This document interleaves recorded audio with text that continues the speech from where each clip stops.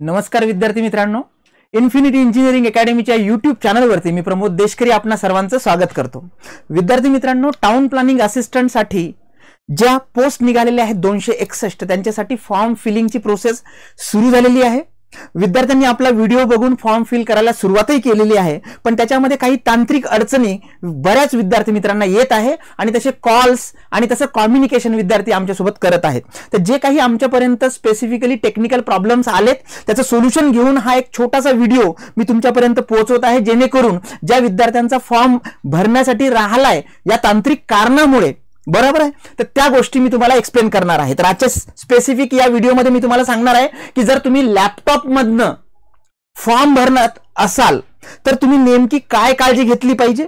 आणि बऱ्याचशा विद्यार्थी मित्रांना ओटीपी येत नाहीये, फॉर्म भरताना मोबाईलवरनं ओटीपी जर येत नसेल तर तुम्ही काय करायला पाहिजे। त्याच्यामुळे शेवटपर्यंत व्हिडिओ बघायला विसरू नका।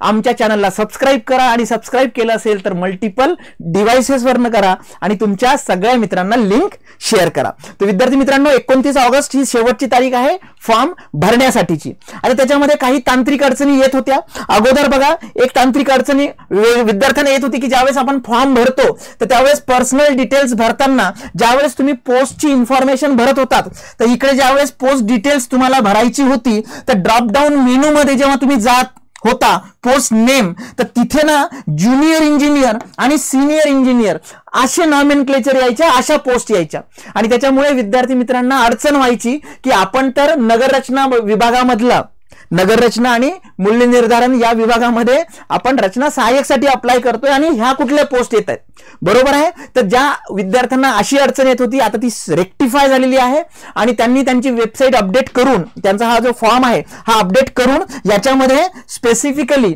टीपीएस साठीचा ड्रॉपडाऊन मेनू क्रिएट केलेला आहे। दुसरी गोष्ट आहे की ऍडव्हर्टाइजमेंट नंबर। आता तुम्ही लक्षात घ्या की जेव्हा फॉर्म फिलिंग करताना सुरुवात करतो आपण तर तिकडे ती डिटेल ऍडव्हर्टाइजमेंटची पीडीएफ दिलेली आहे बघा। एक पीडीएफ आहे ऍडव्हर्टाइजमेंटची आणि दुसरी पीडीएफ आहे फॉर्म कसा भरायचा, स्टेप बाय स्टेप प्रोसेस त्यांनी पीडीएफच्या फॉर्मॅटमध्ये तुम्हाला दिलेली आहे। तर तुम्ही ऍडव्हर्टाइजमेंट जाऊन तिथे सगळे डिटेल्स चेक करू शकता आणि त्याच्यानुसारच लिहून ठेवा एका पेजवरती किंवा एखाद्या पर्टिक्युलर डायरीमध्ये आणि फॉर्म फिल करताना ती इन्फॉर्मेशन द्या। आता हा प्रॉब्लेम रेक्टिफाय झालेला आहे विद्यार्थी मित्रांचा। याच्या व्यतिरिक्तही काही जर तुमचे फॉर्म्स संबंधित काही अडचणी असतील, तांत्रिक टेक्निकल तुम्हाला काही प्रॉब्लेम आला असेल तर डिस्क्रिप्शन सेक्शनमध्ये टाका, लिंक सेक्शनमध्ये तुमच्या कमेंट सेक्शनमध्ये टाका, नक्की आपण त्याचे उत्तर तुमच्यापर्यंत पोहोचू। ओके विद्यार्थी मित्रांनो, दुसरी गोष्ट की जर तुम्ही लॅपटॉपवरनं फॉर्म भरत असाल तर इथे त्यांच्या गुगल फॉर्म मध्ये त्यांच्या फॉर्म मध्ये स्पेसिफिकली क्लिअर दिलेलं आहे की कुठले तुमचे ओएस असले पाहिजे, तुमच्या पर्टिक्युलर सिस्टीमचे काय बॅकअप असले पाहिजे किंवा काय पर्टिक्युलर जे ज्याला म्हणतो स्टँडर्ड्स असले पाहिजे, हे सगळं तिने दिलेलं आहे। ओएस कुठला वापरायचा, काय पर्टिक्युलर प्लॅटफॉर्म वापरायचा, त्याच्यामुळे त्या सगळ्या सेटिंग्स आहेत की नाही पहिल्यांदा चेक करायचं। साधारणतः अपडेटेड जे काही लॅपटॉप्स असतात त्याच्यामध्ये सगळ्या सेटिंग बाय डिफॉल्ट असतात, पण तुमच्याकडे जर नसेल, काही तांत्रिक अडचण येत असेल तर ते सुद्धा चेक करून बघा। त्यांनी जे मेन्शन केलेलं आहे की फायरफॉक्स मोझिला जर असेल तर कुठलं व्हर्जन असलं पाहिजे, ओके, iOS असेल तर कुठलं असलं पाहिजे, तर सगळं एकदा चेक करा जर तुम्ही लॅपटॉपवरनं भरत असाल तर।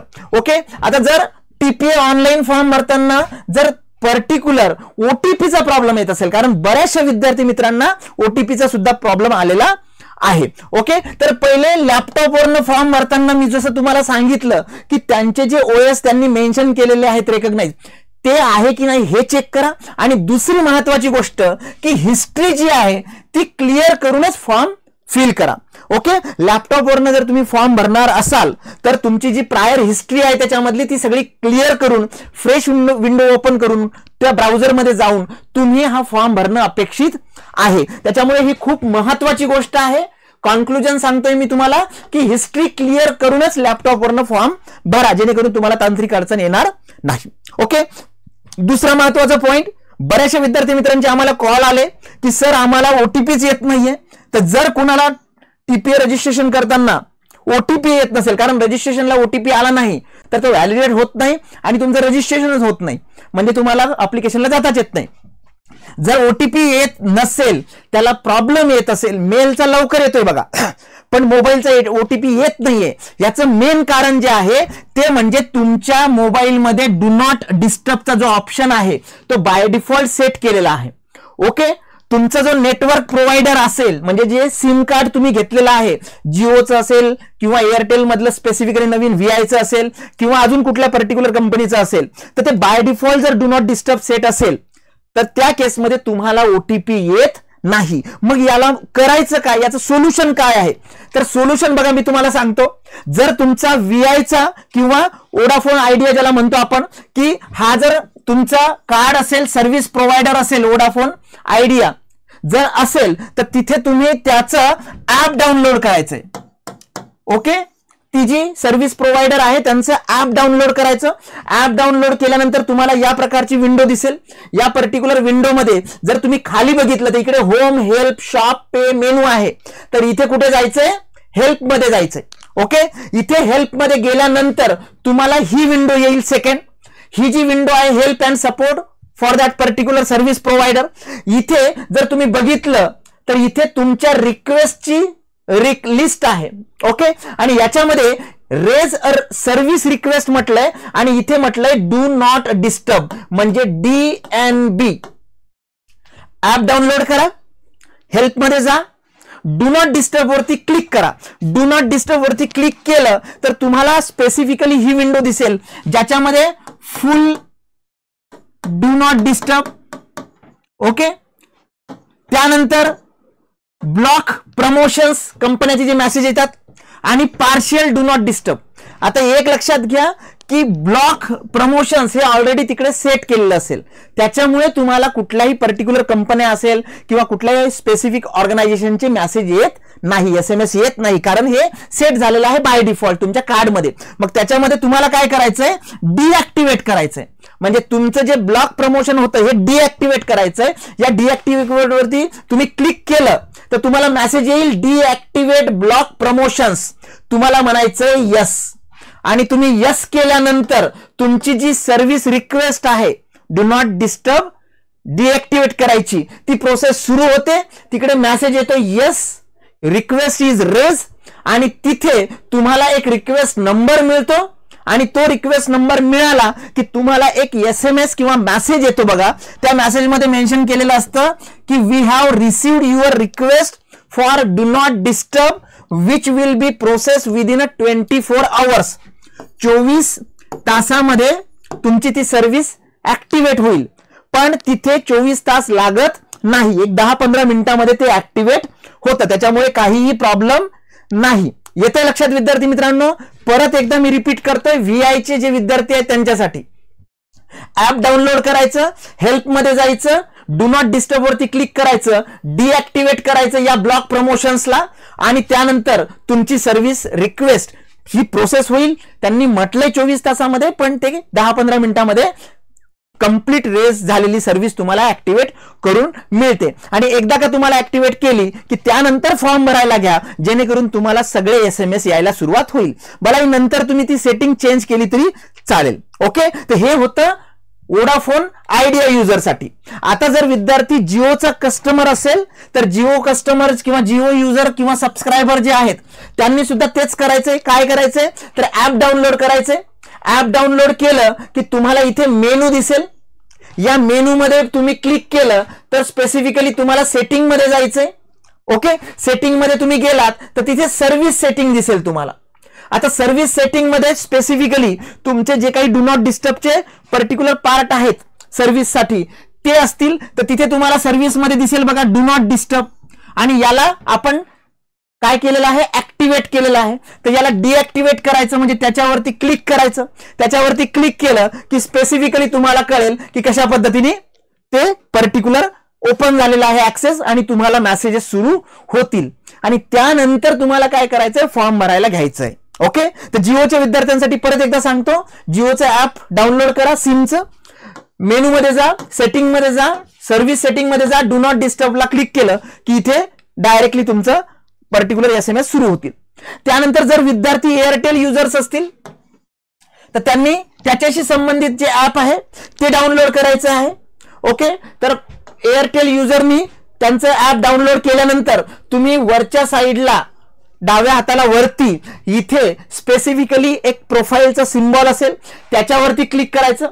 त्याच्यावरती क्लिक केलं की तुम्हाला ही विंडो मिळेल. या विंडोमध्ये बघा माय सर्व्हिसेस लिहिलेलं आहे. इथे तुमच्या अकाउंटमध्ये माय सर्व्हिसेस वरती क्लिक केलं की तुम्हाला ही विंडो मिळेल. याच्यामध्ये तुम्ही रिचार्ज वरती जायचंय आणि रिचार्ज वरती गेलात की तिथे तुम्हाला तुमचं पोस्टपेड असेल किंवा प्रीपेड असेल, ओके, जे काही असेल, तर तुम्ही रिचार्ज वरती गेला तर इथे set do not disturb mention केलेलं आहे बघा.